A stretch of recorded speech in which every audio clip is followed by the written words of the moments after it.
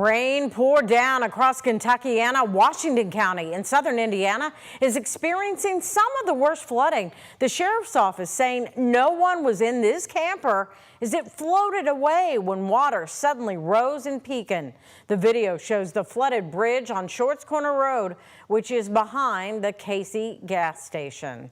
Meanwhile, in the metro, the rain has caused a traffic nightmare. Another semi crashing tonight on I-65 South on the Kennedy Bridge. LMPD says it happened at 7:30 when that semi collided with the wall and became detached. No injuries were reported. The crash happening at a problem spot along this corridor. This spot seeing 3 semi crashes in one weekend back in June. KYTC had scheduled maintenance for this area for this weekend in hopes of improving grip and making the area safer. However, this weather already postponed that work. And now a live look at that scene as the ramp remains closed while crews continue to work to remove the semi. LMPD says the tractor and trailer became detached and the semi is undrivable. And hello and thanks for joining us on the night team.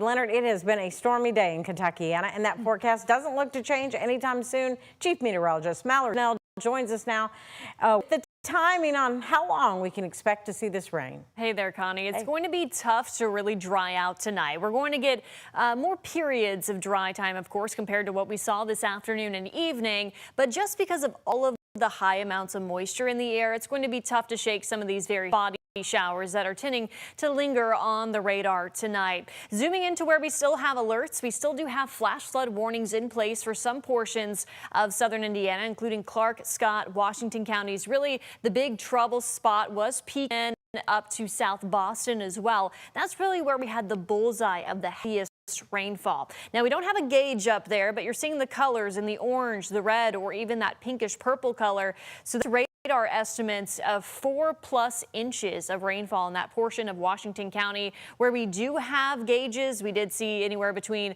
1 to 2.5 inches of rainfall, including in the Louisville metro area over to Range in Shelbyville. We are still under this flood watch until midnight tonight, and as I mentioned, it's going to be hard to completely dry out tonight, but that radar should become a lot quieter compared to earlier in the afternoon and evening with just a few spotty showers or thunderstorms lingering.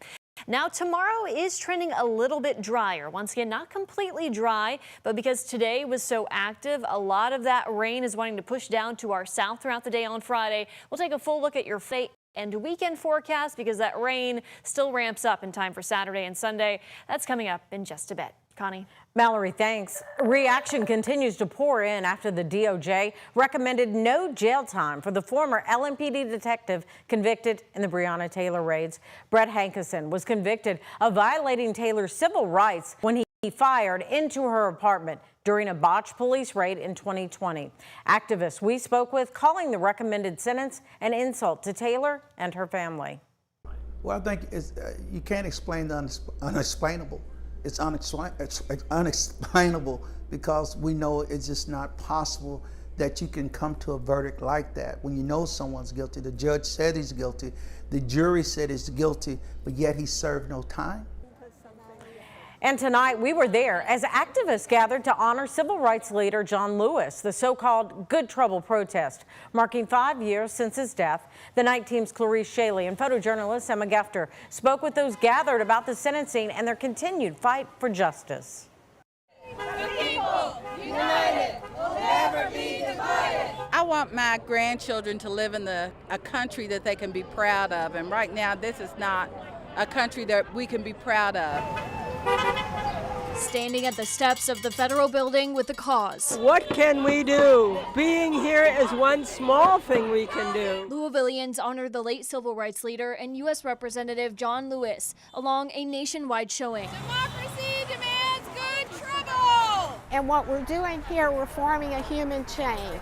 And we're seeing how far we can stretch because that shows support.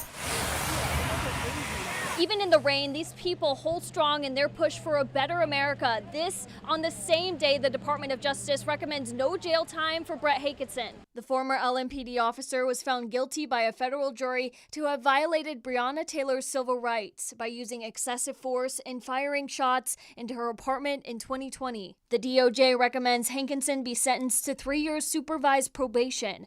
Reasons include a lack of criminal history, PTSD from media surrounding his trial, and as an officer, he could be exposed to abuse in prison, in a case that brought Louisville to the streets. Every time we think something's bad, and that's the worst it can be, then something else pops in. It's a real slap in the face. I feel like the hands of time turned back. I am not at all shocked with this Department of Justice that we are currently under. Chanel Helm with Black Lives Matter Louisville says the city is tired of pushing for change that comes, especially when it comes to police reform. They can write as many standard operating procedures as they want to and have as many boards, they can have as many foundations, but when it comes to like what treatment and what is equated to our communities, we don't see that. Tired but refusing to back down. I'm not going anywhere. I'll be right here with my son.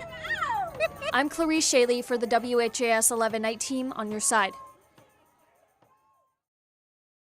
In a statement, Craig Greenberg voiced his opposition to the recommended sentence, saying Hankison's actions weren't serious prison time, saying in part, since the tragic death of Breonna Taylor, Louisville has taken significant steps toward healing and reform. Our community has shown resilience and shared commitment to justice, and that work is far from over. Meanwhile, for John Mattingly, the development is refreshing. Mattingly is a retired LMPD sergeant who was shot in the leg by Taylor's boyfriend the night of the raid.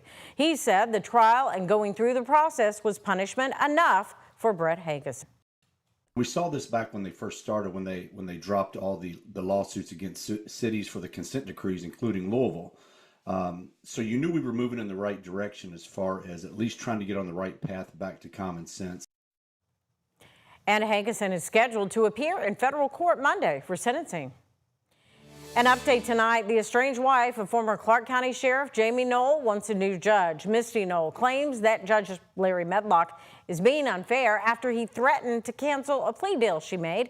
Knoll pleaded guilty to multiple counts of theft and tax evasion, but after comments she made during a TV interview, Medlock says he may go out the deal. Now Knoll and her attorney are arguing the judge has been biased against the Knoll family for over a year. In court documents, Misty Knoll gave several examples of biased actions by Judge Medlock, including his participation in a Derby Day car auction, which states he showed palpable pleasure at the car auction. An attorney involved in the case said Judge Medlock will be the one to decide on all of these motions. Misty Knoll is expected back in court August 12th. New tonight, the family of Tommy Ballard has upped the reward for tips leading to an arrest in his murder case. Tommy Ballard, the father of Crystal Rogers, was killed while hunting in 2016. And while justice has been brought for Crystal Rogers, Tommy Ballard's murder remains unsolved. In a social media post today, the family says they are upping the reward to $50,000 for tips leading to an arrest. They are asking anyone with information in the case to please contact state police.